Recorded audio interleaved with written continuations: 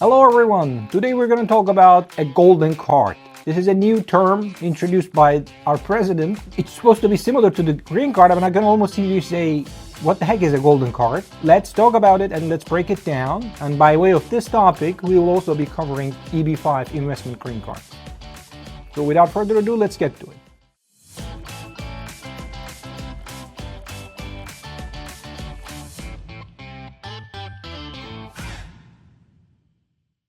Let me provide some context, as usual. First of all, there are certain ways you can get a green card, and this is specified by law. You can get a green card, you can immigrate through a family arrangement or an employment-based arrangement. So the law itself, it says employment-based, and there are categories. As the name suggests, it's like employment-based, and section of the law is 233B. So B1 is like EB1 category, extraordinary ability. There's EB2, there's EB3. Today's topic is EB5.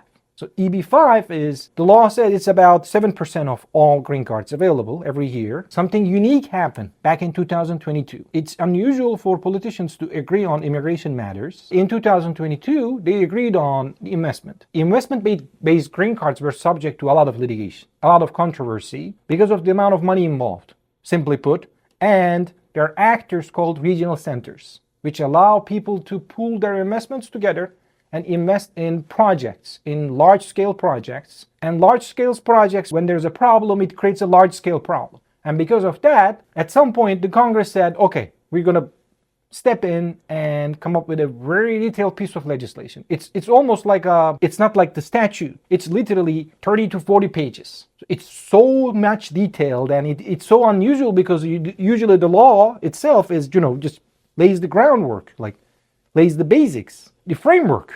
And then you have other regulations breaking this further down. But no, Congress said, we're not going to let any room for interpretation, and we're going to come up with a really detailed piece of legislation. And they did back in 2022. With that, they specified how can someone invest and get a green card. President Trump is saying, I'm going to come up with a new way of getting a green card, and I'm going to call it a golden card, a gold card. And instead of the regular amount, which I will explain right now, prescribed by the law, I'm going to come up with $5 million, and I'm going to sell it for $5 million. It's not possible. Last I checked, the United States was still a democracy, Mr. President. I'm not sure where you're getting your advice from, but unfortunately, maybe you are being misled, or, maybe you're trying to you want to stir up some controversy about this program, get people take action. That might be it. But you cannot change the law. The law is very clear on this. You see here, Section 233. Section 203 specifies specifically 203B5, as the name suggests, employment-based EB5.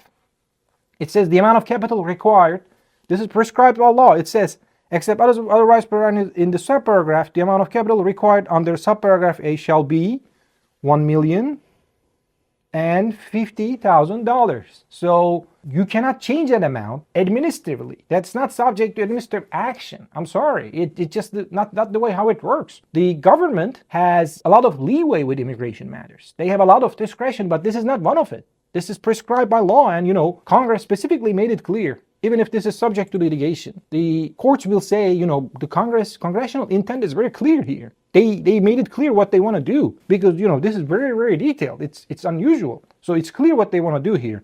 And there's a lower amount for targeted employment areas or infrastructure projects, which is $800,000. And it's not leaving at that. It's saying how it's supposed to be adjusted automatically. Automatic adjustment in minimum investment amount. So it says, beginning on January 2027, every 5 years thereafter, there are some, statistics available, Bureau of Labor Statistics, there to update the amounts. Nowhere in this law, it says anything about being able to jump it 5 times fold, from 1 million to 5 million. I don't think that's possible. I don't think you can do that without congressional action. I don't think you can do that with the Congress coming up with a piece of legislation about this. Like I said, EB5 is a delicate matter. Most of the time, there are regional centers involved and people want to invest in a large-scale project. And because of those actors, it is always heavily litigated. I don't think this is possible. Nowhere in the law it says it's possible to jump the amount from 1 million to 5 million. I don't think anything is going to change in a matter of weeks.